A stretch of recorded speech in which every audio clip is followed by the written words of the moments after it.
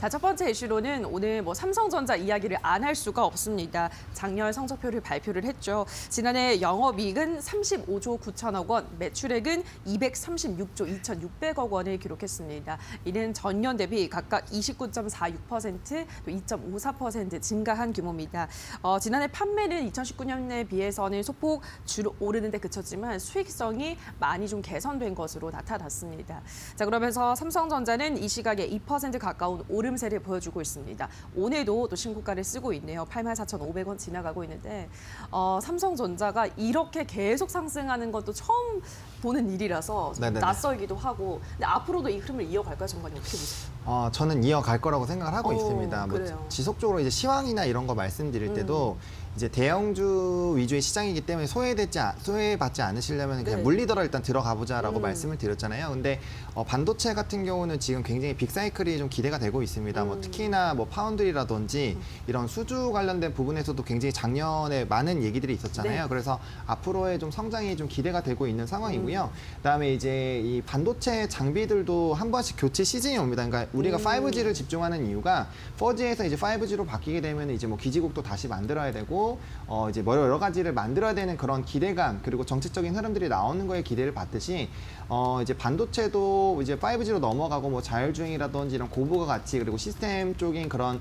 수요들이 많이 늘어나면서 결과적으로 한 번씩 교체 시즌이 올 겁니다. 그리고 반도체 같은 경우 또 세대가 한 번씩 변할 때마다 속도나 이런 성능이 많이 차이가 나기 때문에 그런 이제 수요에 대한 기대감들이 굉장히 커지고 있는 상황이고요. 그렇죠. 물론 이제 디램이나 이런 가격에 대해서는 조금은 조정의 흐름들이 나올 수가 있지만 그게 점진적으로 수요가 늘어나면 결과적으로는 이 가격이 높아질 수밖에 없다라는 점 그리고 앞으로 이런 이전보다는 이런 반도체가 고부가로 많이 가고 있기 때문에 그런 흐름들을 보신다면 충분히 앞으로의 시장은 좀 커질 수밖에 없다. 그리고 이때까지는 메모리 반도체에 많이 치중을 했다면 점점 파운드리나 이제 비메모리 반도체 쪽으로 많이 이제 관심을 가지고 가고 있는 그런 상황이기 때문에 그 시장이 또 메모리 반도체보다도 훨씬 더 크고 메모리 쪽에서는 이미 삼성전자가 전 세계 캐파에 엄청나게 많은 부분을 차지하고 있기 때문에 그런 성장성 부분들도 보시더라도 가능성이 굉장히 좀 크다라고 말씀을 드리겠고 그다음에 이제 가전이나 휴대폰 쪽도 흐름들이 나쁘지가 않습니다. 특히 가전 같은 경우는 또 이제 연말에 또 굉장히 또 잘 해주면서 기대감을 좀 불어일으켰죠. 그러니까 이런 전반적인 흐름들을 봤을 때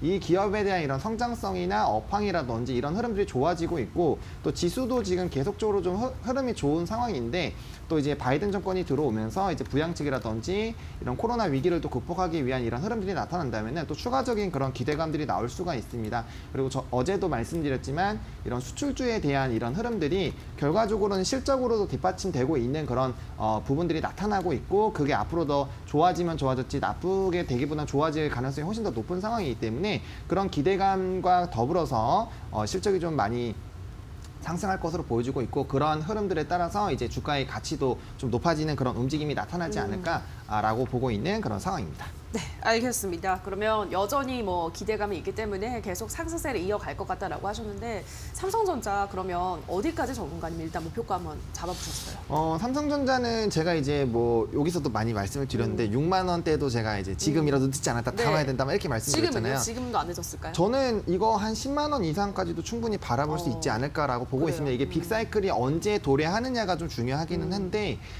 삼성전자 같은 경우는 지속적으로 조금 우리가 어차피 우리가 투자했을 때 망하지 않는 그런 종목이다라고 인식도 있는 만큼 좀 이제 중기적인 관점으로 충분히 들어가신다라면은 지금도 나쁘지 않다라고 보고 있고요.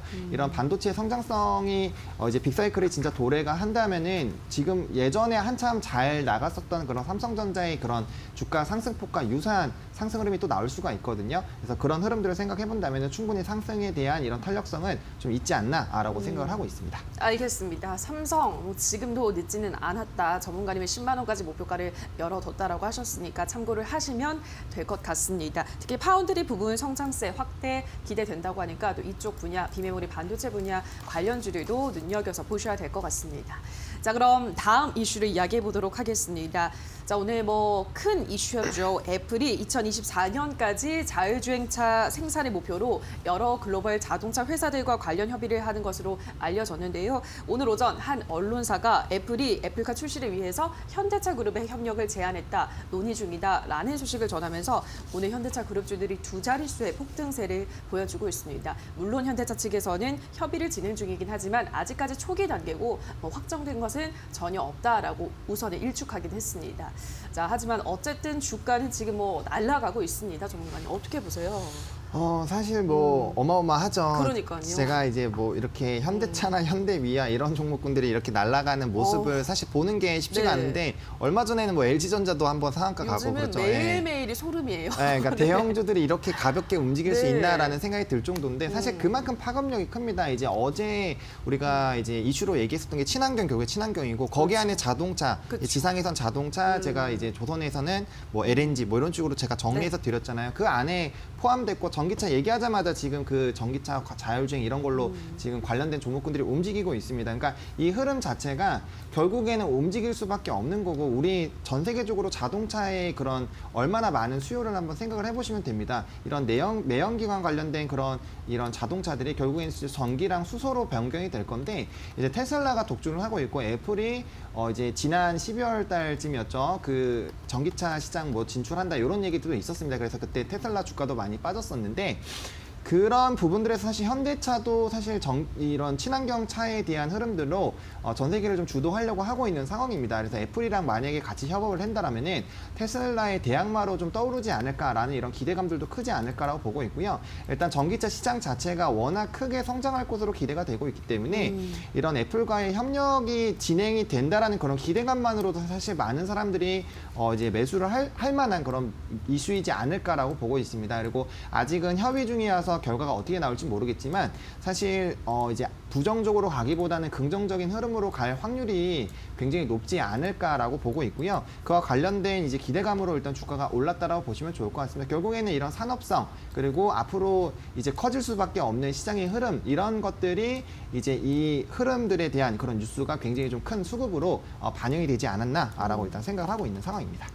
알겠습니다. 결국은 크게 본다면 친환경 관련주 어제도 저희가 이 시간에 언급을 해드렸는데 그 범위에서 본다면 사실 오를 수밖에 없는 오늘 꼭 애플 이슈가 아니었더라고 해도 그런 점을 짚어주셨습니다.